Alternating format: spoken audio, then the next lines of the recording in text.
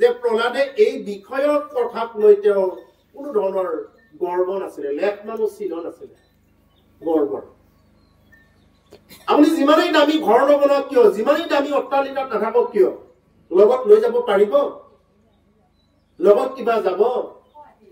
যোন মৰিলেও কি হব? মৰাৰ পিছত কিন্তু তেওঁৰ বংশ কুটুম্বই জুই লগাই দিব আৰু তেওঁলোকে গা ধুইও কি নাপাব? পাৰাপৰ নাপাব। ইমান চোৱা লাগিব।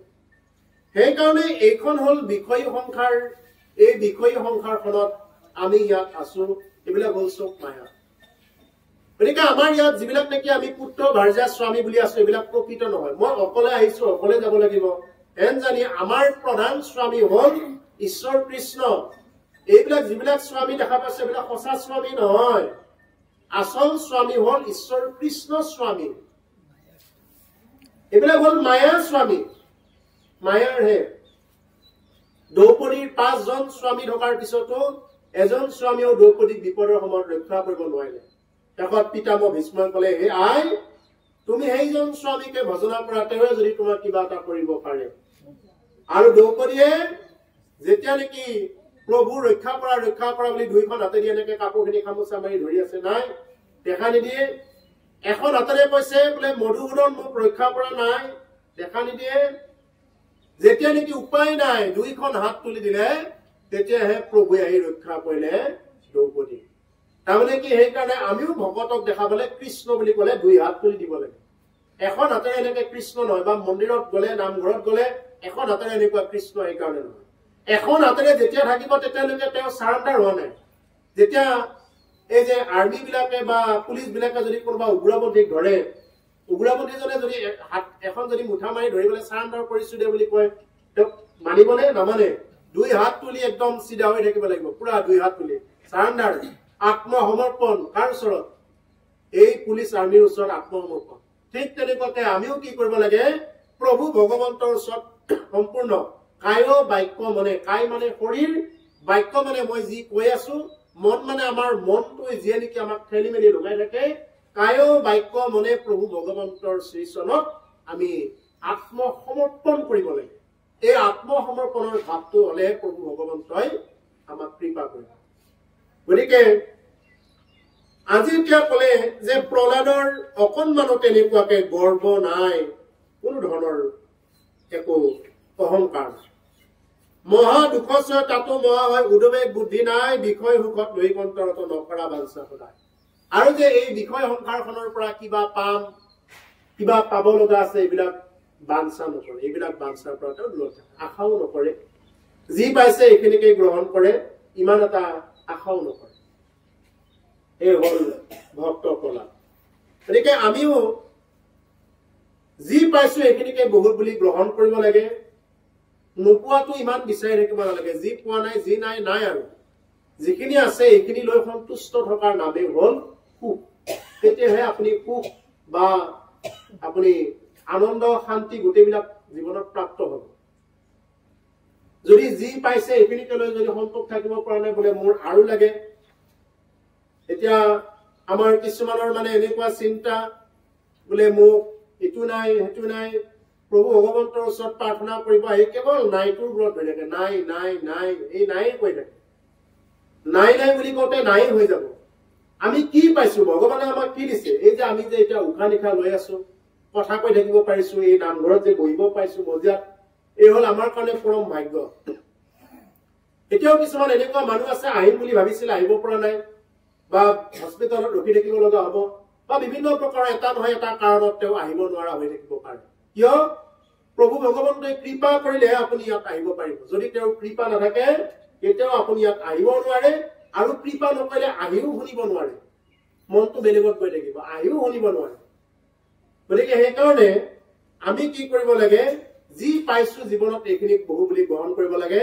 সন্তোষম পৰম সুখম, সন্তোষেই জীৱনৰ পৰম সুখ। আমাৰ উঠি অহা প্ৰজন্ম সকলকো কৈছো, তোমালোকেও জীৱনত যি পোৱা এইটোকে সন্তোষ বুলি গ্ৰহণ কৰিবা। আমাৰ চিন্তাটো লাগে, দূৰদৰ্শী চিন্তা লাগে। সেই বুলি যিটো চিন্তা কৰিলে নাপায় বুলি জানো, নাপায় বুলি জনাৰ পিছতো সেইটোক লৈ আমি ইমান মূৰ ঘমাই বা কাৰোবাক অশান্তি দি থাকি লাভ নাই। যি নাই নাই, আৰু যি পাইছো এইটোকে বহুত বুলি গ্ৰহণ কৰিব লাগে। এতিয়া উশাহ নিশাহ লৈ আছো, কোনোবাই হয়তো ভাবিব পাৰি উশাহ লোৱাটো কিবা ডাঙৰ কথা হ'লনে কিন্তু বহুত ডাঙৰ কথা কিছুমানে মাটি বেছি উশাহ লৈ আছে এতিয়া আমি যিটো উশাহ আমি ফ্ৰীতে লৈ আছো হস্পিটেলত যিসকলে লৈ আছে ঘণ্টাই প্ৰতি 4,000 5,000 কিছুমানে 10,000 টকা পৰ্যন্ত ঘণ্টাই প্ৰতি উশাহ নিশাহ লৈ আছে যিটো আমি ফ্ৰীতে পাইছো তেতিয়াহ'লে চিন্তা কৰক যে প্ৰভু ভগৱন্তে আমাক কিমানখিনি দয়া কৰিছে কৃপা কৰিছে যাৰ কাৰণত আমি উশাহ নিশাহ ল'ব পাৰিছো খাই থাকিব পাৰিছো সাধু ভকতৰ সংগ পাইছো এতিয়াও এনেকুৱা কিছুমান ঠাই আছে যুদ্ধ বিগ্ৰহ আপোনাৰ হবেতো ইয়াতে ভাগৱত পাঠ আয়োজন কৰিব পাৰিছে এনেকুৱা কিছুমান ঠাই আছে যে এনেকুৱা যুদ্ধ যে তাতে এনেকুৱা হৰি কথা মানে সময় নাই বা পৰিৱেশ নাই এনেকুৱা এটা পৰিৱেশ পাইছো সেইকাৰণে আমি জীৱনত পৰম ভাগ্য বুলি ভাবিব লাগে গতিকে প্ৰভুসকল এই ভাগৱত পাঠৰ এইখিনি মাজতে মই আকৌ এটা কথা কৈ থৈ দিওঁ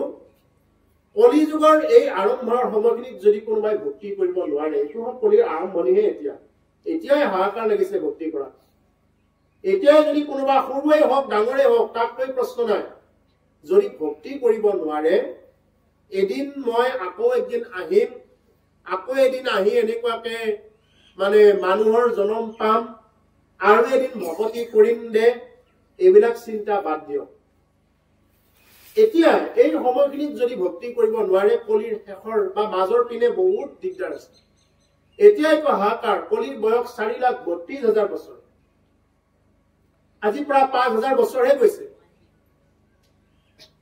6,000 পৰি গ'ল আৰু 500-600 বছৰ আছে কিবা গতিকে এই 5,000 বছৰ বয়সতেই যি নেকি হাহাকাৰ মানুহৰ যদি ভক্তি কৰিব খোজে মানে হাহা মানুহৰ অভাৱ নাই যদি কোনোবাই নামঘৰত যদি ধুতি পিন্ধি আহিব খোজে মানুহে ঠাট্টা কৰিব খোজে ঠাট্টা কৰিব হাঁহিব আপোনাক বহুত ধৰণৰ ককৰ্থনা কৰিব এইবিলাক চব বাদ দিও হৰি ভক্তি কৰিব লাগে কাৰণ কাৰো কাৰণে কোনো জীয়াই থকা নাই আমি চব নিজে অকলে আহিছো অকলে যাব লাগিব ইয়াত কোনো কাৰো আপোন বন্ধু নহয় কোনো কাৰো শত্ৰু নহয় কাকো বন্ধু বুলিও ইমান ল'ব নালাগে কোনো শত্ৰু নহয় একমাত্ৰ প্ৰভু ভগৱন্তই একমাত্ৰ বন্ধু বান্ধৱ এই বুলি ল'ব লাগে আৰু যি লৈছে ভক্ত প্ৰহ্লাদে এইকাৰণে আজিও আপোনাৰ খবৰ প্ৰতি নিবেদন যি নেকি আজি আপোনাৰ হবে যি 2 ঘণ্টা বা 1.5 ঘণ্টা বা যিখিনি সময় ভাগৱত পাঠ শুনে খুব গুৰুত্ব সহকাৰে শুনিব ইহ জনমৰ আৰু পৰ জনমৰ কাৰণে বহুখিনি লাভ হয়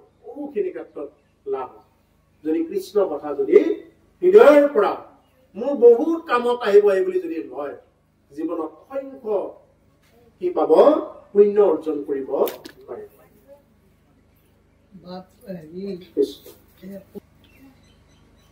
এৰানিহ পৰলোকে যত সুখ ভোগ দৃষ্ট শ্ৰুত আছে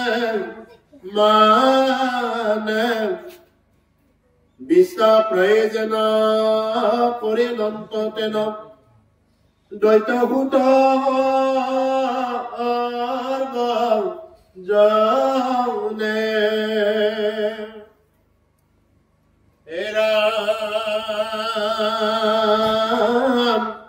মন প্ৰাণ বুদ্ধি দমিলা প্ৰহ্লাদ গম্ভীৰ বুদ্ধি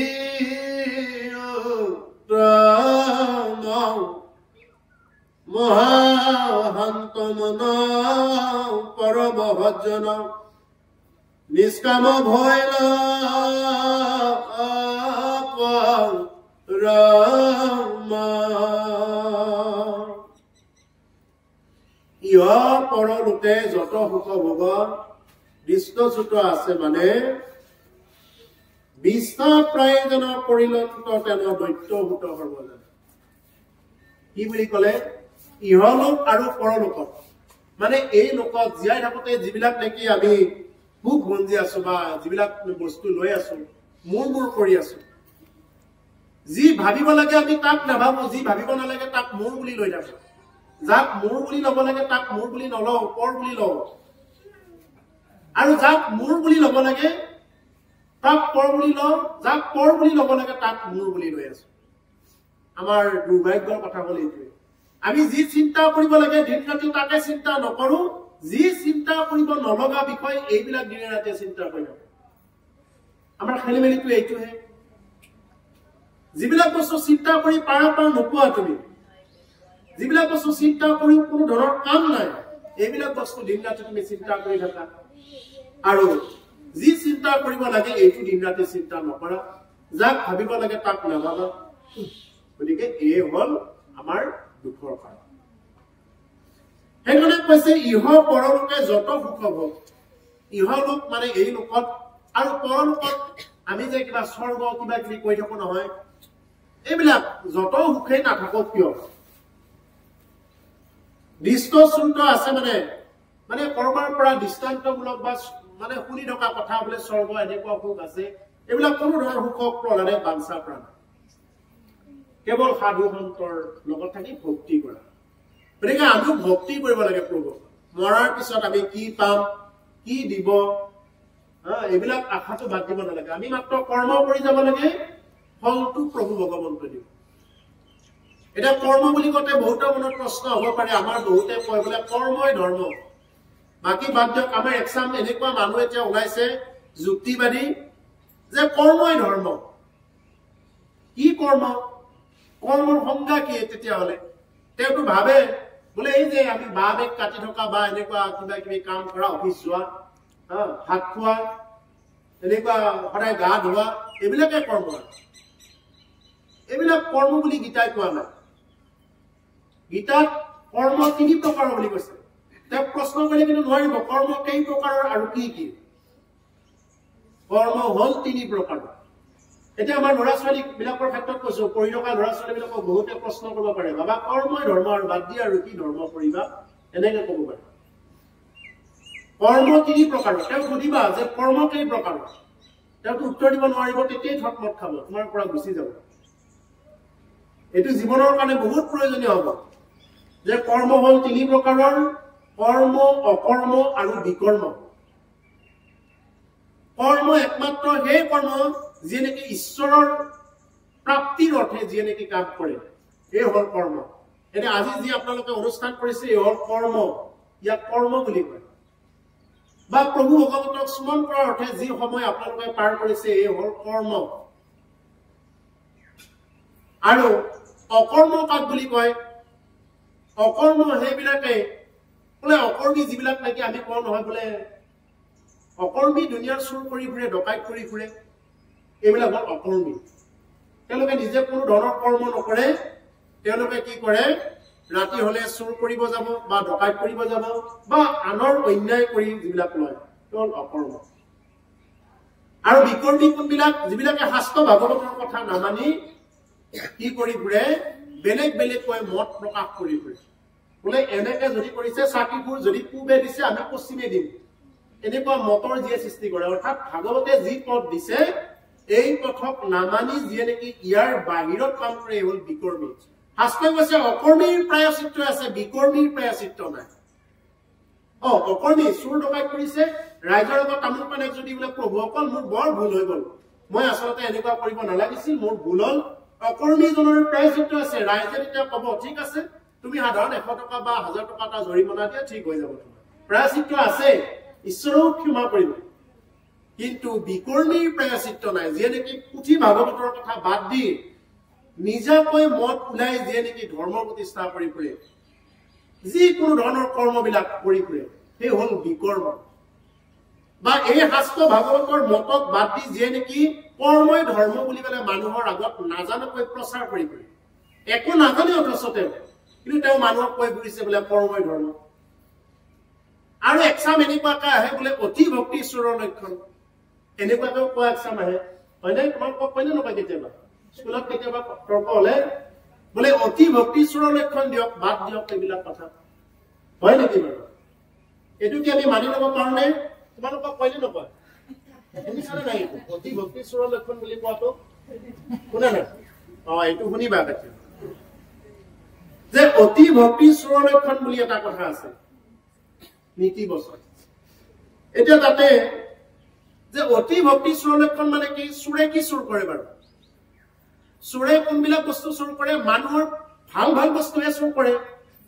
যে আপুনি যদি বাটৰ ঘৰত যদি জাবৰ অলপ পেলাই থৈ দিয়ে, চোৰে জাবৰখিনি চুৰ কৰি লৈ যায় নেকি বাৰু? নিনিয়ে। গোবৰখিনি চুৰ কৰি লৈ যাব নেকি? নিনিয়ে। কিন্তু যিটো আপোনাৰ ভাল বস্তু বোলে তামাৰ কাহি আছে, ৰূপাৰ কাহি আছে বা ভাল ভাল বস্তু আছে, এইবিলাকে চুৰ কৰি লৈ যাব। ঠিক তেনেকুৱাকে যিসকল ভক্তই মানে অৰিজিনেলি ভক্ত, প্ৰকৃততে ভক্ত, তেওঁলোকে আনে কি ভাল কথা কয় এইটো তেওঁৰ নিজৰ ভঁৰাললৈ লৈ যাব পাৰে, নিজৰ জ্ঞানৰ ভঁৰাললৈ লৈ যাব পাৰে। সেইকাৰণে কোৱা হয় অতি ভক্তি চোৰৰ লক্ষণ। অতি ভক্তিয়াৰ মানুহে কি কৰিব পাৰে, চোৰে যেনেকুৱাকৈ ভাল ভাল বস্তুবিলাক চুৰ কৰি নিজৰ ভঁৰাললৈ লৈ যায়, ঠিক তেনেকুৱাকে অতি ভক্তিয়াৰ মানুহে কি কৰিব পাৰে, কোনোবাই যদি ভাল কথা কয় এইবিলাক তেওঁ নিজৰ ভঁৰালত বা নিজৰ জ্ঞানৰ কোষলৈ লৈ যাব পৰা ক্ষমতাটো আছে। সেইকাৰণে কোৱা হয় অতি ভক্তি চোৰৰ লক্ষণ। এতিয়া মানুহেতো এইটোৱে আজিকালি ফেচবুক, ইনষ্টাগ্ৰাম এইবিলাকতো কিছুমানে একদম ৰিল বনাই বনাই বা ইমান ধুনীয়াকে কৈ থাকে একদম। কিন্তু আমাৰ তেতিয়া কওঁ মাত দিও লাগে, কিন্তু মাত নিদিও। কিয় মাত নিদিও? কাৰণ কথাটো হ'ল জানো যে তেওঁলোকৰ জ্ঞানৰ পৰিসৰ নাই। বৈজ্ঞানিক লগত কি কথা কব, ওলোটাকৈ আকৌ বেলেগ এটা কব আহিব। গতিকে সেইকাৰণে প্ৰভুসকল আপোনালোকৰ প্ৰত্যেকৰ জ্ঞাতাতে এই কথাখিনি জনাই থৈ দিছো। কিন্তু আজি যি কৈ আছে যে ভক্ত প্ৰহ্লাদ, এই ভক্ত প্ৰহ্লাদক এতিয়া কৈছে যে ইহলোকৰ আৰু পৰলোকৰ যিমান বিলাক সুখ ভোগ আছে, সমস্ত দৃষ্ট সূত্ৰ আছে, মানে যিমান বিলাক শুনি থকা দৃষ্টান্ত কিবা কিবি আছে, বিষ্ঠা প্ৰায় যেন পৰিলন্ত তেন দৈত্যভূত সৰ্বজানে। এইবিলাক বিষ্ঠা, বিষ্ঠা মানে কি জানে? জানে নহয়? লেতেৰা, যিটো মল বুলি কয়। এই লেতেৰা মলটো কি কৰে, মলৰ নিচিনা দেখা পায়, মলৰ নিচিনা দেখা পায়। এই সংসাৰখন মলৰ নিচিনা, এই আছে এই নাই, আজি আছে কাইলৈ নাই, কি ভৰসা আছে? এইবিলাক কোনো ভৰসা নাই। এই বুলি কি কৰে ভক্ত প্ৰহ্লাদে এইটো দেখা পায়। আৰু কৈছে মন প্ৰাণ বুদ্ধি দমিলা প্ৰহ্লাদ ভক্তিৰ গম্ভীৰ বুদ্ধি উত্তম। তেওঁ মন প্ৰাণ বুদ্ধিক কি কৰিব পাৰিছে, দমন কৰিব পাৰিছে ভক্ত প্ৰহ্লাদে। এইবিলাক দমন কৰিছে। গম্ভীৰ বুদ্ধি উত্তম, তেওঁৰ বুদ্ধি হল অতি গম্ভীৰ। গম্ভীৰ মানে অতি দৰৰ পৰা ভাবে কথাবিলাক। এতিয়া আমাৰ ভাৱনাবিলাক অতি মানে ওপৰত ভাবে কিছুমান মানুহ। এতিয়া যে এই যে ইয়াৰ আগত কলো অতি ভক্তি চোৰৰ লক্ষণ, মানে অতি ওপৰৰ পৰা কিছুমানে ভাবোতে পালে কি যে ভক্তি কৰা বিলাক চব চোৰ বুলি ভাবিলে, চব ভক্তি কৰা মানুহবিলাক চোৰ এই বুলি ভাবিলে। কিন্তু ইয়াৰ বুঢ়াটো কি আছিল তেওঁলোকেতো নাজানে। ঠিক তেনেকুৱা কথা যে গম্ভীৰ বুদ্ধিৰ লোকসকলে কিন্তু সেইটো গম্ভীৰ ভাৱে চায়, কি আছে ইয়াত কি বস্তু আছে। আৰু ভক্ত প্ৰহ্লাদো তেনেকুৱা আছিলে যে গম্ভীৰ বুদ্ধি উত্তম। তেওঁৰ বুদ্ধিটো আছিল অতি উত্তম, নগণ্য বুদ্ধি নহয়, নিকৃষ্ট বুদ্ধি প্ৰহ্লাদৰ নাছিলে। তেওঁৰ বুদ্ধি হল সদায় উত্তম। আৰু এইকাৰণে প্ৰভুসকল আমাৰো বুদ্ধিবিলাক উত্তম হব লাগে। উত্তম যদি বুদ্ধি হয় তেতিয়াহলে কি হব, আমিও জীৱনত বহু ধৰণৰ যেনেকে কাৰোবাক যদি কিবা পৰামৰ্শ দিব লাগে, এই পৰামৰ্শ বিলাক দিব কোনে পাৰে, যাৰ নেকি উত্তম বুদ্ধি থাকে তেওঁহে দিব পাৰে। উত্তম বুদ্ধি নোহোৱাকে তেওঁ এইবিলাক কোনো ধৰণৰ পৰামৰ্শ দিব নোৱাৰা। কৈছে মহাশান্ত মন পৰম সজ্জন নিষ্কাম ভৈল পৰম। তেওঁৰ মনটো হল পৰম শান্ত, পৰম সজ্জন বুলি কৈছে। পৰম সজ্জন সাধু কোন? প্ৰহ্লাদ। প্ৰহ্লাদ হল পৰম সজ্জন, নিষ্কাম ভৈল পৰম, তেওঁ পৰম নিষ্কামী, পৰম নিষ্কামী। এৰা মকুৰ স্বভাৱ এৰিলা প্ৰহ্লাদ জৈতপী তেন্ত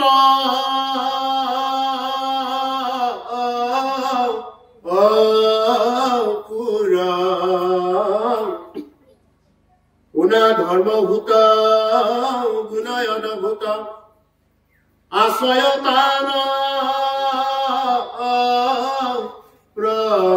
প্ৰচুৰ। প্ৰহ্লাদত যত গুণাশ্ৰয় আছে, অভিগমে তাক মোহ বিয়া মন স্মৰে সৰ্বক্ষণ। প্ৰহ্লাদৰ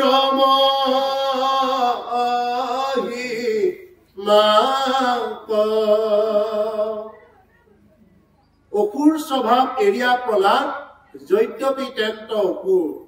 তেওঁ অসুৰ স্বভাৱটো এৰি দিছে।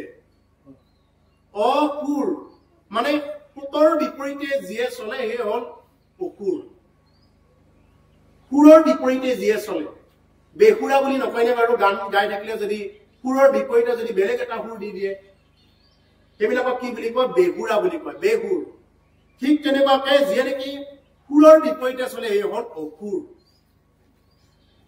এতিয়া অসুৰ স্বভাৱ এৰিলা প্ৰহ্লাদ যদ্যপি তেওঁ অসুৰ বংশত জন্ম গ্ৰহণ কৰিছে কিন্তু তথাপিও তেওঁ অসুৰ এইবিলাক ধান্দাবিলাক স্বভাৱবিলাক তেওঁৰ নাই তেওঁ পৰম বৈষ্ণৱ শান্ত গুণ ধৰ্মভূত গুণ অধভূত আশ্ৰয় টান প্ৰচুৰ গতিকে কি কৈছে যে সেই ধৰ্মভূত গুণ অধভূত আশ্ৰয় টান প্ৰচুৰ যে তেওঁৰ কি হৈ আছে গুণ অধভূত অদ্ভুত গুণ তেওঁৰ ভিতৰত বিদ্যমান হৈ আছে ভক্ত প্ৰহ্লাদৰ ভিতৰত অদ্ভুত গুণ বিদ্যমান হৈ আছে আশ্ৰয় টান প্ৰচুৰ তেওঁৰ ভিতৰত এইবিলাক প্ৰচুৰ আছে বুলি কৈছে বেছি আছে এতিয়া আপোনালোকৰ এটা প্ৰশ্ন আছিলে যে ভক্ত প্ৰহ্লাদ অসুৰৰ ঘৰত কেনেকে আহি জন্ম পালে বা অসুৰৰ ঘৰত জন্ম পায়ো কি তেওঁ ভক্ত হ'ব পাৰেনে এইটো হ'ল এটা মানুহৰ প্ৰশ্ন আহি থকা কথা যে কেনেকে হ'ব পাৰিব ভক্ত প্ৰহ্লাদ কেনেকে হ'ব পাৰিব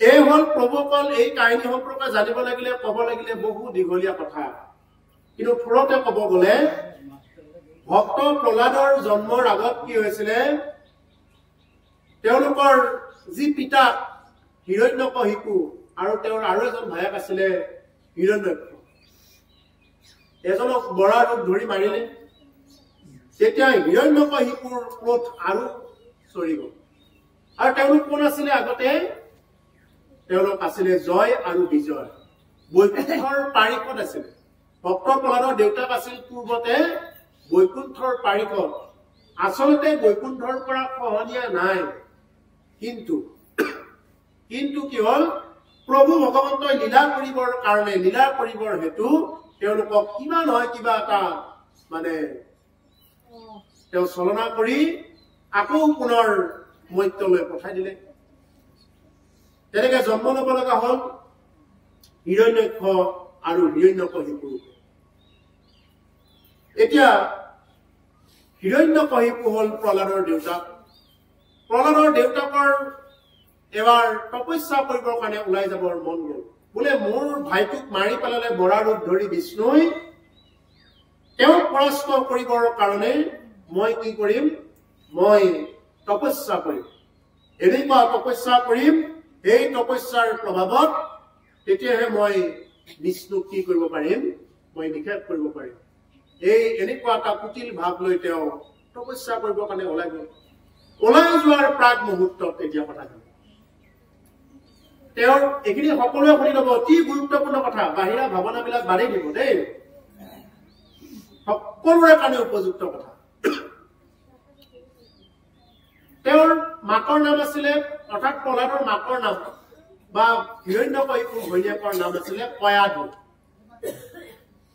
এতিয়া কয়াধুৱে এনেকুৱা গুণময়ী আছিলে এনেকুৱা গুণময়ী আই কয়াধুৱে এতিয়া মানে স্বামীক প্ৰাৰ্থনা কৰিছে বোলে হে স্বামী মইতো তোমাক নিজাকৈ কোনোদিন মই একো দাবী কৰা নাছিলো বা দাবী কৰা নাই নিজাকৈ আপুনি যি কৈ আছে এইটোৱে হয় কিন্তু প্ৰভু আপুনি যিহেতু যাবগৈ তাৰমানে ধৰ অহাকালি তেওঁ গুচি যাব তপস্যাৰ কাৰণত আজি দিনৰ কথাখিনি এতিয়া বোলে হে স্বামী তুমিতো যাবাগৈ তুমি যিহেতু যাবাগৈ আজি মই যি কওঁ তুমি কিন্তু কোনো ধৰণৰ খং ৰাগ নকৰিবা মই যি কওঁ তুমি সেইখিনিকে মানিবা কোনো ধৰণৰ খং আৰু বাহিৰা বেলেগ কথা নকবা হ'ব বুলি মানে চুক্তিবদ্ধ হ'ল হিৰণ্যকশিপু আৰু সেইদিনা তেওঁলোকে য'তে বহে তেতিয়া ওপৰৰ পৰা এটা চৰাই এটাই কি কৰি থাকে নমো নাৰায়ণ এনেকুৱাকে চৰাইটোৱে মাতি থাকে ঘৰৰ মুধাত পৰি কেনেকুৱাকে মাত দি থাকে বোলে নমো নাৰায়ণ এতিয়া ভক্ত প্ৰহ্লাদৰ আইগৰাকী এতিয়া দিনৰ পৰা হিৰণ্যকশিপুক কৈ আছে বোলে হে স্বামী এই চৰাইটো ক'ৰ পৰা আহিছে ইমান সুন্দৰকৈ মাতি আছে কি বুলি কৈ আছে হিৰণ্যকশিপু উঠিল খং বোলে স্বামী আজি খং নকৰিব তাৰমানে নাৰায়ণৰে যেহেতু বিৰোধী মানুহ মানে অসুৰ নাৰায়ণৰে যেহেতু বিৰোধী এটা চৰাইটোৱে নমনাৰায়ণ কৰি আছে ইফালে মিছমিছাই খঙো উঠি আছে এটা ক'বও নোৱাৰে কাৰণ ইতিমধ্যে চুক্তিবদ্ধ অহাকালিলৈ তেওঁ তপস্যাৰ কাৰণে যাব এতিয়া চৰাইটোৱে কৈ আছে নমনাৰায়ণ এতিয়া ঘৈণীয়েকে কয়া ধুৱে সুধিছে বোলে স্বামী চৰাইটোৱে কি কৈ আছে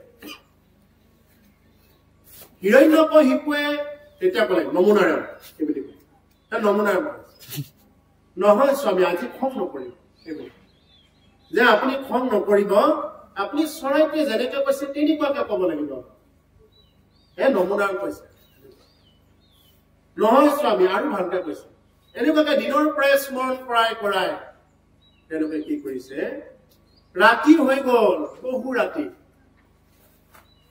আৰু তেতিয়া একদম দিনৰ পৰাই নাম জপ কৰাই আছে আৰু মানে কয়া ধু এগৰাকী মাতৃ যদি সঁচা হয় তেওঁৰ গিৰিয়েকজনে মদ খালেও তেওঁ এদিন ভাল মানুহ হ'বই হ'ব এগৰাকী মাতৃয়ে কি কৰিব পাৰে তেওঁ যেহেতু এটা জাতি সৃষ্টি কৰিব পাৰে গতিকে এগৰাকী মাতৃয়ে তেনেকুৱা এটা ভাৱত থকাৰ কাৰণত জন্ম দিব পাৰিব এতিয়া কথাখিনি আহিছে এতিয়া হিৰণ্যকশিপুৱে মানে তেনেকুৱাকে নমনাৰায়ণ কৈ থাকোঁতে এনেকুৱা শুৱলা হৈ গ'ল কাৰণ নাৰায়ণ নাম ল'লেইতো তেওঁ সমস্ত পাপৰ পৰা মুক্ত পায় এতিয়া বহু সময় পিছত তেনেকুৱাকে তেওঁলোকে হিৰণ্যকশিপুৱে শেষবাৰৰ কাৰণে কয়াধুৰ সৈতে মিলিত হ'ল আৰু কয়াধুৰ গৰ্ভত সেই সন্তানটো ৰাখি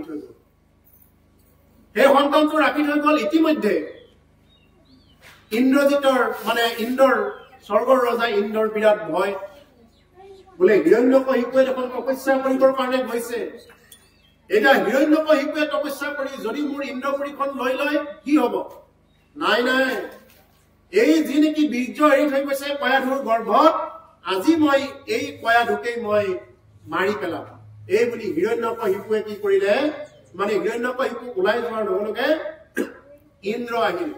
ইন্দ্ৰ আহি কি কৰিলে আই কয়াধুক ৰথত উঠাই লৈ হৰণ কৰিলে দেৱৰ্ষি নাৰদে আধা ৰাস্তাত পাই বোলে কি কৰিছা ইন্দ্ৰ তুমি জানানে যাক তুমি হাতত ধৰি লৈ গৈছা তেওঁৰ গৰ্ভত পৰম তেজস্বী বৈষ্ণৱ সন্তান জন্ম পাব লগা আছে প্ৰভু ভগৱন্তৰ লীলা হ'ব লীলা খেলা হ'ব তাত তুমি জ্বলি পুৰি ভস্ম হৈ যাবা গতিকে তুমি কি কৰা তুমি এই য'ৰ পৰা আনিছা তেওঁক ততে ধুই আহা তেতিয়া আৰু ইন্দ্ৰই ওপৰত ঘূৰি যাব তেতিয়া প্ৰহ্লাদে মানে তেতিয়া কি কৰিলে যে এই ইন্দ্ৰই যি কয়াধুক লৈ গৈছিলে সেই কয়াধুক নাৰদ মুনিয়ে নিজৰ আশ্ৰমতে ৰাখি গৰ্ভৰ মানে গৰ্ভত স্থিতি হোৱাৰ সময়ৰ পৰাই নাৰায়ণ নাম লৈ এনেকুৱাকে আহিছে এতিয়া নাৰদৰ আশ্ৰমত যেতিয়া থাকিব তেতিয়াতো কেৱল নাৰায়ণৰে কেৱল কথা প্ৰভু ভগৱন্তৰ কথা নাৰায়ণ তেওঁৰ মুখত আৰু বেলেগ কামে নাই কথাই নাই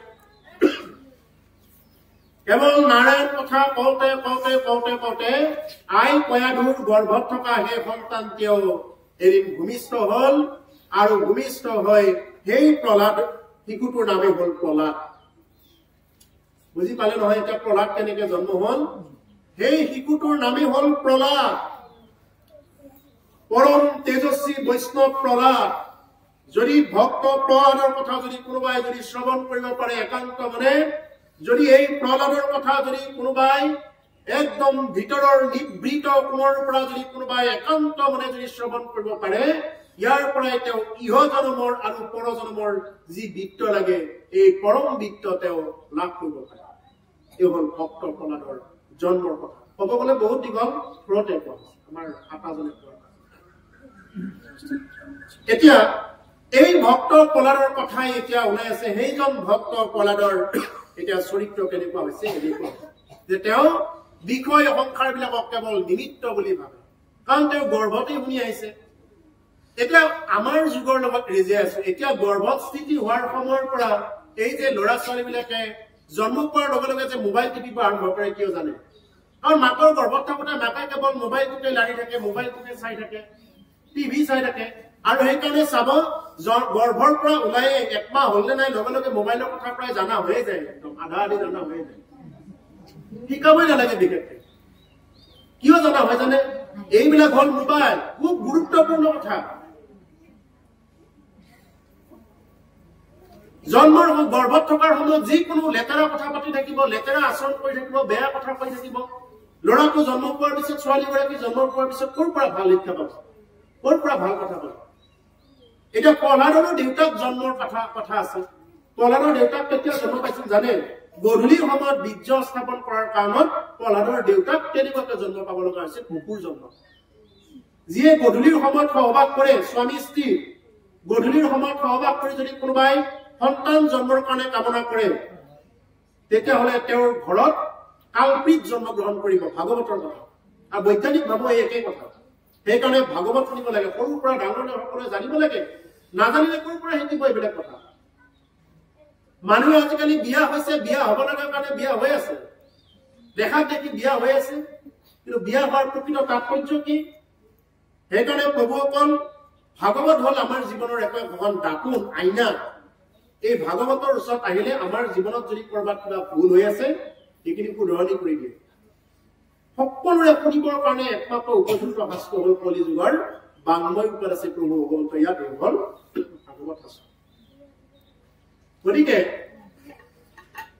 এতিয়া সন্ধ্যাৰ সময়ৰ পৰা বা দিনৰ ভাগত যদি কোনোবাই সন্তান জন্মৰ কাৰণে চেষ্টা কৰে, সেইখিনি সময়ত এইবিলাক ভাল সন্তান নাই। আমি 8টা পোহৰ পাওঁ, দিনত 4টা, ৰাতি 4টা, অষ্টপ্ৰহৰ। অষ্টপ্ৰহৰৰ ভিতৰত 7টা পোহৰ বাদেই দিয়ক, নোৱাৰিলেও 6টা পোহৰ আপুনি বাদেই দিয়ক। 6টাটো 7টা পোহৰ বাদ দি অষ্টম পোহৰ যিটো, সেই সময়খিনি হ'ল সন্তান গৰ্ভত স্থিতি কৰাৰ কাৰণত আটাইতকৈ উপযুক্ত সময়। সন্ধ্যা সময়খিনিৰ পৰা সেইকাৰণে এইখিনি কলিযুগ চলা বুলি কয়। এইখিনি কলিযুগ, কলিযুগত সেইকাৰণে সেইখিনি সময়ত চাব। কলিযুগটো এনেইতো আমাৰ এনে যুগ হিচাপত চাব গ'লে বহুত দীঘল, কিন্তু আমি দিনতো কলিযুগ, সত্যযুগ পাওঁ। ৰাতিপুৱাৰ সময়ৰ পৰা কেতিয়াৰ পৰা সত্যযুগ চলি থাকে? ৰাতি প্ৰায় 2 বজাৰ পৰা ৰাতিপুৱা প্ৰায় 4-5 বজালৈকে, কোনোবাটো মাহত 5 বজা, কোনোবাটো মাহত 4 বজালৈকে সত্যযুগ চলি থাকে। আৰু এই সময়খিনি হ'ল আটাইতকৈ উপযুক্ত সময়। এইখিনি সময়ত যদি কোনোবাই প্ৰভু ভগৱন্তক স্মৰণ কৰি যদি তেনেকুৱা সৃষ্টি কাৰ্যত যদি ৰত হয়, তেতিয়াহ'লে তেওঁলোকৰ ঘৰত বৈষ্ণৱ সন্তান আহিব। আৰু যদি সেইখিনি কৰিব নোৱাৰে, আকৌ সেইখিনি কৰিলেও নহয়, তাৰপিছতো তেওঁৰ আইগৰাকীয়ে কি কৰিব লাগিব? নীতি নিয়মত থাকিব লাগিব, নীতি কাষ্ঠাবিলাক মানি চলিব লাগিব। যিকোনো বস্তু খাই ফুৰা, যিকোনো বস্তু কৈ ফুৰা, সন্তানটোও কিন্তু গৰ্ভত থাকোতে এইখিনি বস্তু শুনি থাকে। আৰু এইবিলাক চাব লাগিলে আজি 3য় স্কন্ধত আছিলে কপিল দেৱতী সংবাদত। এই গৰ্ভত থকা সন্তানটোৱে সমস্ত বস্তুবিলাক শিকিব আৰম্ভ কৰে লাহে লাহে। আৰু সেইকাৰণে 5 মাহ হোৱাৰ লগে লগে আমাৰ কি কৰে? পঞ্চামৃত খুৱায়। খুৱাই নে নোখুৱাই? এইফালে খুৱায়। 5 মাহ হোৱাৰ লগে লগে মানে কি হৈ যায়? মাকে যি খায় সন্তানেও সেইটো আহৰণ কৰিব পৰা শক্তিটো হৈ যায়। মাকে যি খায় সন্তানেও সেইটো প্ৰাপ্ত হয়। এতিয়া 5 মাহ হোৱাৰ লগে লগে আমাৰ মাক বিলাকৰ বিশেষকে খাও খাও লাগে কি কি? টেঙা, তিতা, জ্বলা, খাৰ আৰু খোলাও খাই দিছিল।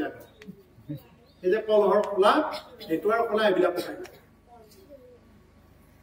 কিয় খাও খাও লাগে জানে? সেই সন্তানটোৱেতো কষ্ট পাব লাগিব, দেহতো কষ্ট পাব লাগিব। মাতৃ গৰ্ভত যেতিয়া আমি প্ৰত্যেকে এইখিনি ভুগি আহিছো প্ৰভুসকল, আমি পাহৰি গৈছো। এতিয়া ভগৱতে মনত পেলাই দিছে যে মাতৃ গৰ্ভত যেতিয়া থাকে সেই সন্তানটো, তেতিয়া মাতৃ গৰ্ভৰ বিষ্ঠা মূত্ৰৰে কি হৈ থাকে? সেই সন্তানটো একদম লেটি বেটি হৈ থাকে, বহু কষ্ট পাই থাকে।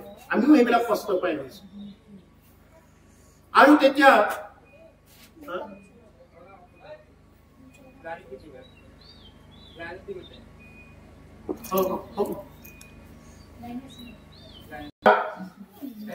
মাতৃ গৰ্ভত সেই শিশুটোৱে যেতিয়া বিষ্ঠা মূত্ৰৰে তেনেকুৱাকে থাকিব লগা হয়, তেতিয়া ঈশ্বৰক প্ৰাৰ্থনা কৰে, যদি কোনোবা প্ৰভু আছা মোক দৰ্শন দিয়া, মই ওলাই গৈ তোমাক ভক্তি কৰিম। যদি কোনোবা ভগৱান আছা, ভগৱান বুলি যদি কোনোবা বস্তু আছা, মোক দেখা দিয়া। আৰু তেতিয়া কিছুদিন পিছত প্ৰভু ভগৱন্তই দেখা দিয়ে।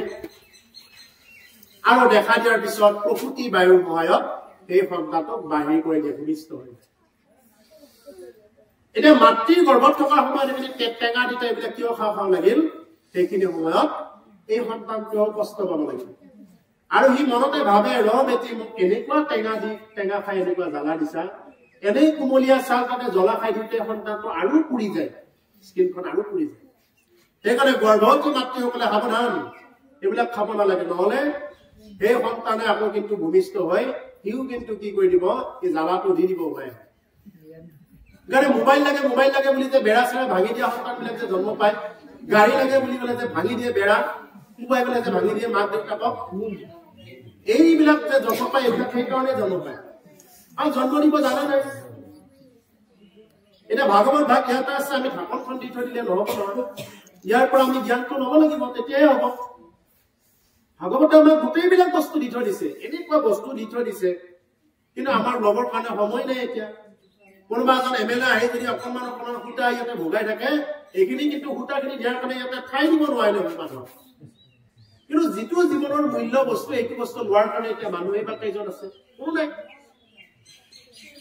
গতিকে এইকাৰণে প্ৰভুসকল ভূমিষ্ঠ হোৱাৰ লগে লগে শিশুটোৱে কান্দে এই যে অলপ আগত গৰ্ভত দেখা পাইছিল ঈশ্বৰক ভূমিষ্ঠ হোৱাৰ লগে লগে কান্দে কি বুলি কাহা ক'ত গ'ল এই যে অলপ আগত যে মই দেখা পাইছিলো প্ৰভুক মাতৃ গৰ্ভত যে মই প্ৰভুক দেখা পাইছিলো ক'ত গ'ল কাহা কান্দিলে আৰু মাতে কি বুলি ক'লে এটা সঁচা কথাটোতে ক'লে বাবা একো নাই এই দুনিয়াত একো নাই চব মিছা এই মাইনা একো নাই যি লেংটা হৈ জন্ম পাইছা তুমি লেংটা হৈ গুচি যাব লাগিব একো নাই মাকে হেৰিনা সঁচা কথাটোকে কয় কিন্তু তাৰ পিছৰ পৰা আহি এই সংসাৰখন কেৱল মই মোৰ হৈ যায় অহম মম মই মোৰ ভাৱ হৈ যায় আৰু তেতিয়াৰ পৰা আমি চিনি নাপাওঁ আমি যাক নেকি যাৰ লগত আমি সম্বন্ধ বজাই ৰাখিব নালাগে তেওঁলোকৰ লগত বেছিকে সম্বন্ধ বজাই ৰখাৰ আৰম্ভ কৰিম বোলে জেঠিমা মাহী মামী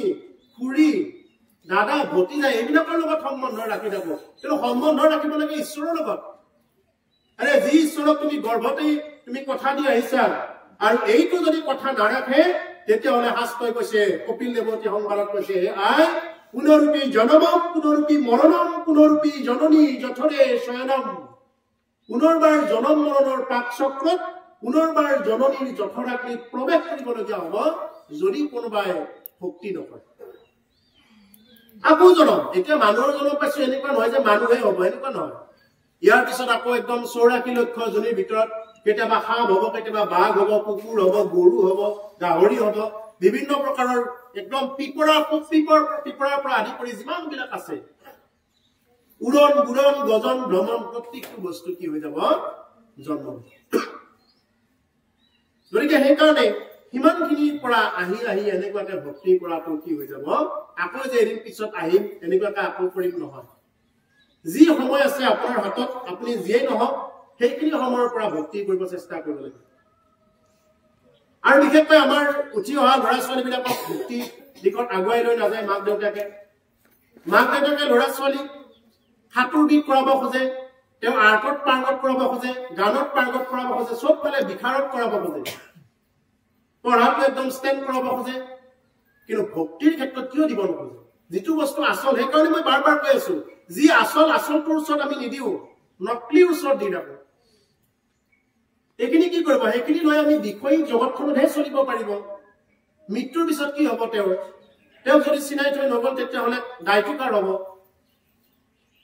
সেইকাৰণে ভক্ত প্ৰহ্লাদে এটা কথা কৈছে শিশুসকলক আহ্বান কৰিছে ভক্ত প্ৰহ্লাদে যে হেন জানি শিশু হ'ব এৰিয়াল কৰ্ম কৰি কুমাৰ কালে ভাগৱত ধৰ্ম হেন জানি সেই শিশুসকল আন কামবিলাক বাদ দিয়া আন কামবিলাকতো থাকিব এইবিলাক কৰি থাকিবা কিন্তু তাৰ মাজতে কি কৰা নাম ধৰ্মক শ্ৰেষ্ঠ বুলি আঁকোৱালি লোৱা তুমি পঢ়িব গৈছা পঢ়িব যায়ো তুমি কৃষ্ণ বুলি ক'ব পাৰা বোলে কৃষ্ণ প্ৰভু যাতে এই বিদ্যাখিনি মনত ৰয় আৰু পঢ়াহে গ'ল কৃষ্ণ স্কুলত ওলাই যাওঁতে চবে বিদ্যালয়লৈ যোৱা বা ঘৰৰ পৰা যিকোনো কামত বাহিৰলৈ এটা খোজ দিয়াৰ লগে লগে প্ৰভু ভগৱন্তক স্মৰণ কৰিহে এটা খোজ দিব শৰণ লোৱা নোলোৱা সকলোকে কৈছো কাৰণ আজিকালি যিটো হিচাপত দ্ৰুতগতিত এই যে এক্সিডেণ্ট কিবা কিবি যে হৈ থকা আৰম্ভ কৰি আছে মানুহে জনে মনে ঘৰৰ পৰা ওলাই যায় যিসকলে নীতি কাষ্ঠা মানি চলে তেওঁলোকৰ বিপদ বিঘিনিও খুব কমে হয় গতিকে সেইকাৰণে ঘৰৰ পৰা ওলাওঁতে যেনেকে নহওক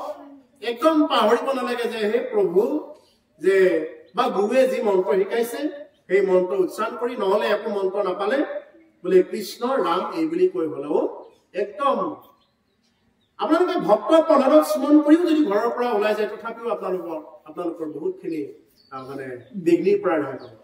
এই যি ভক্ত প্ৰহ্লাদৰ কথা এতিয়া ওলাই আছে বৈষ্ণৱ প্ৰহ্লাদৰ নাম যদি এবাৰ কোনোবাই লয়, জাম্বৱন্তৰ নাম লয়, বিভীষণৰ নাম লয়, উদ্ধৱৰ নাম লয়, হনুমন্তৰ নাম লয়, নিশ্চিত বিপদৰ পৰা তেওঁ ৰেহাই পায়।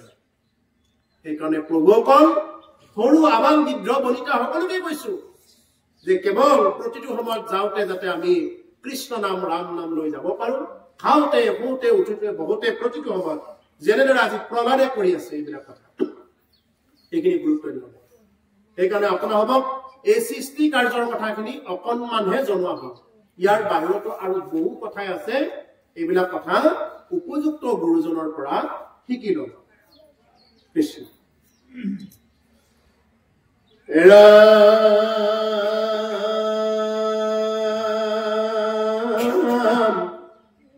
প্ৰহ্লাদত যত গুণ আছে কবিগণে দেখি তাক মোহা মন স্মৰে সৰ্বক্ষণ প্ৰহ্লাদৰ মহিমা বৰ ডাঙৰ কথা কলে ইয়াৰ আগত যিখিনি কথা কলে সেইকাৰণে প্ৰহ্লাদক স্মৰণ কৰে বুলি কৈছে যে ধৰ্মুনা ধৰ্ম প্ৰহ্লাদত যত গুণশ্ৰয় আছে কবিগণে তাক দেখি। প্ৰহ্লাদৰ ভিতৰত যিমান বিলাক গুণ আছে, যি গুণেৰে আবৃত হৈ আছে প্ৰহ্লাদ, সেই প্ৰহ্লাদৰ গুণ দেখা পাই কবিসকলে কি কৰে, মোহ হুয়া মনস্মৰে সৰ্বক্ষণ। কাৰ প্ৰতি মোহ হয় বুলি কৈছে? প্ৰহ্লাদৰ প্ৰতি মোহিত হয়। নহলে প্ৰহ্লাদ যদি ৰাক্ষসৰ লগত তুলনা কৰিলে আমি প্ৰহ্লাদৰ নাম ল'ম নেকি? হিৰণ্যকশিপুৰ নাম ল'ম নেকি? ঘৰৰ পৰা ওলাই যোৱাৰ সময়ত হিৰণ্যকশিপু কৰি যাব নে প্ৰহ্লাদ বুলি কৈ যাব? গতিকে সেইকাৰণে কৈছে কবিসকলে বা জনা যিসকল বিজ্ঞ লোক আছে তেওঁলোকে মোহ হুয়া মনস্মৰে সৰ্বক্ষণ প্ৰহ্লাদৰ মহিমা। সেইকাৰণে প্ৰতিটো সময়ত বিদ্যুৎ পুৰুষসকলে কবিসকলে কি কৰে, প্ৰহ্লাদৰ মহিমাৰ কথা শ্ৰৱণ কৰে বা তেওঁলোকে এইটো কথা সকলো সময়তে স্মৰণ ৰাখে বিদ্যুৎসকলে। আৰু প্ৰহ্লাদ বুলি কোৱাৰ লগে লগে তেওঁ যি নাম গুণেৰে আছে, তেওঁ জীৱনত যি গুণ বা যি অৰ্জন কৰি ৰাখিছে, ধ্ৰুৱ বুলি কোৱাৰ লগে লগে তেওঁ যি জ্ঞান অৰ্জন কৰি ৰাখিছে বা যি ভগৱত প্ৰাপ্তি হৈছে, সেই প্ৰাপ্তিৰ পৰা আপুনিও কিছু পৰিমাণে তেওঁৰ পৰা এটা আশীৰ্বাদ লাভ কৰিব সক্ষম হয়। সেই আশীৰ্বাদতে ঊৰ্ধ্বগতিৰ জখলাত যাব পাৰে। এৰা মেখনে তাহান মহিমা হব কম ঢাকিবা পমতু পাৰে হেন ঈশ্বৰৰ মহিমা হব কম দূৰ কৰিবা কনাৰে। গতিকে এখনে তাহান মহিমা হব ক ঢাকিবা কনতো পাৰে। এতিয়া আৰু তেওঁৰ মহিমাক ঢাকিব পৰা সম্ভৱ নহয়। প্ৰহ্লাদেই হয়, এক পিছে আছে প্ৰহ্লাদ, তেওঁক ঢাকিব পৰা সম্ভৱ নহয়। যেনেকুৱাকে সূৰ্যই হয়, সূৰ্যক ঢাকিব পৰা শক্তি কাৰণে এনে নিজৰ চকুটো জপাই থাকিব, কিন্তু সূৰ্যক ঢাকন দিব পৰা শক্তি কাৰণ সূৰ্যৰ পোহৰ চবতে দিব। যেন ঈশ্বৰৰ মহিমা হবক দূৰ কৰিব কোনে, যেনেকুৱাকে ঈশ্বৰৰ মহিমা বিলাকক দূৰ কৰিব কোনে নোৱাৰে। ঈশ্বৰৰ মহিমা অনন্ত, তেওঁৰ মহিমা দূৰ কৰিব নোৱাৰে। ঠিক তেনেকুৱাকে প্ৰহ্লাদৰ মহিমাও কি কৰিব নোৱাৰে, কোনেও অন্ত কৰিব নোৱাৰে। তেতিয়াহ'লে চাওক যে হৰিক ভজনা কৰি মানুহো হৰিৰ ঠাইলৈ ৰূপান্তৰ হব পাৰে। দৃষ্টান্ত উদাহৰণ প্ৰহ্লাদ। আৰে আজি হনুমানৰ মন্দিৰ যিমান আছে, ৰামৰ মন্দিৰে ইমান নাই, নহয় জানো? ৰামৰ মন্দিৰ যিমান আছে তাতকৈ বেছি হনুমানৰ মন্দিৰ আছে। ডাঙৰ ডাঙৰ মন্দিৰ আছে হনুমানৰ। হনুমানটো ভক্তহে আছিলে, ভক্তৰ পৰা ভগৱানৰ ঠাইলৈ ৰূপান্তৰ হৈ দেখুৱাইছে ভক্ত হনুমানে এটা বান্দৰ জাতিৰ পৰা। এইবিলাক হল দৃষ্টান্ত। এইবিলাকক কোনেও নুই কৰিব নোৱাৰে, নোহোৱা কৰিব নোৱাৰে। আৰু আপোনাৰ ভিতৰত যদি কিবা সত্য আছে, এই সত্য কোনেও কোনোদিন ঢাকি ৰাখিব নোৱাৰে। আপোনাৰ প্ৰতিভা, আপুনি য'তেই প্ৰতিভা আছে ততেই আপুনি কি হৈ যাব পাৰিব, আপুনি য'তেই নাথাক কিয় ততেই আপুনি স্বীকৃতি পাবই পাব। আৰু যদি নাই তেতিয়া নহয়। গতিকে সেইকাৰণে এবাৰ হাতী আৰু কুকুৰৰ মাজত এবাৰ খোৱা কৈ লাগিল। কুকুৰটোৱেতো 3 মাহে 6 মাহে পোৱালি জন্মাই থাকে। এতিয়া ঢেকুৰীজনীয়ে এতিয়া হাতী এটাক কৈছে বোলে হেৰি নহয়, তোৰনো কিয়ে তোৰ দেখোন পোৱালীয়ে জন্ম নহয়, তোৰ দেখোন পোৱালীয়ে জন্ম নহয়, মোৰ দেখোন কিমান পোৱালী দেখা নাই নে, একেলগে 4টা-5টা জন্ম পায়। এই বুলি ঢেকুৰী কুকুৰটোৱে কি কৰে, এই হাতীজনীক মানে সদায় এনেকুৱাকে খোৱা কৈ থাকে, ঠাট্টা কৰি থাকে। আৰু হাতীটোৱে বহু দিনৰ মূৰত এটা সন্তান ভূমিষ্ঠ কৰিলে। এতিয়া হাতীটোৱে সেইদিনা ঢেকুৰীটোক মাতি কৈছে, আহা এইফালে আহা, চোৱা যে তুমি যে ইমান দিন যে জন্ম দিলা, এইবিলাক তোমাৰ যে সন্তান বিলাক আছিল, আজি সিহঁতক কোনোবাই দেখাৰ লগে লগে কোনোবাই দা শপত মাৰি দিয়ে, কোনোবাই গৰম পানী ঢালি দিয়ে, কোনোবাই শিলগুটি মাৰি দিয়ে। চোৱা মোৰ বেটা জন্ম পাইছে, জন্মাৰ লগে লগে বসুমতী কঁপি গৈছে, খোজ দিয়াৰ লগে লগে বসুমতী একদম কঁপি যায়। আৰু মোৰ বেটা যোৱাৰ লগে লগে কি কৰিব, ৰাস্তাৰ মানুহে একদম ডলা চালনী ফল মূল উলিয়াই কি কৰিব, আগবঢ়াই দিব, মৰমত ওচৰত আহিব। আৰে তোৰকেইটা দেখা পালে দেখোন মানুহে একদম লঠিয়াই চৰিয়াই ফুৰে, কিয়? এতিয়া দেখোন কোনো ধৰণৰ পাত্তাই নাই, কিয়? এইটো হ'ল কথা। সেইকাৰণে প্ৰভু অকল সন্তান জন্ম দিলেই নহয়, কিন্তু সন্তান জন্ম দিয়াৰ যিটো প্ৰকৃত কথা এইখিনি শিকি ল'ব লাগে, জানি ল'ব লাগে। এজনেই হওক, সেই এজনটোৱে যাতে কি হওক, যাতে মূল্যৱান হওক। আৰু এজনে যদি হয়, এতিয়া ধৰা হ'ল আপোনালোকৰ এই এৰিয়াত যেনিবা বাদৰকাৰী এৰিয়া আছে, কুজৰপাম। গতিকে এই কুজৰপাম এৰিয়াত যদি কোনোবা এজন যদি ভাল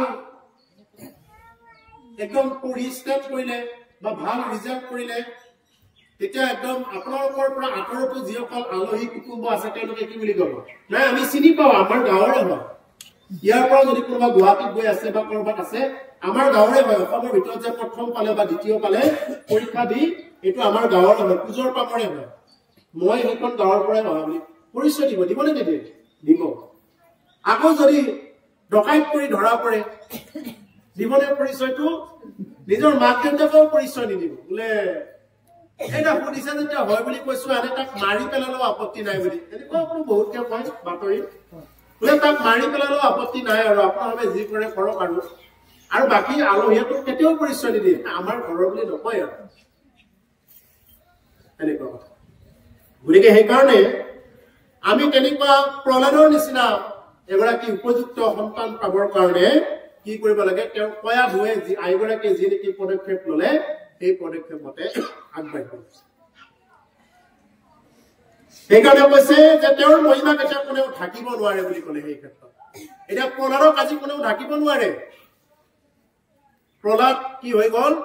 প্ৰহ্লাদ এজন বৈষ্ণৱৰ হাইলৈ ৰূপান্তৰ হৈ গ'ল। যেন ঈশ্বৰৰ মহিমা হবক দূৰ কৰিব পাৰে, যেনেকুৱাকে ঈশ্বৰৰ মহিমা কোনেও দূৰ কৰিব নোৱাৰে।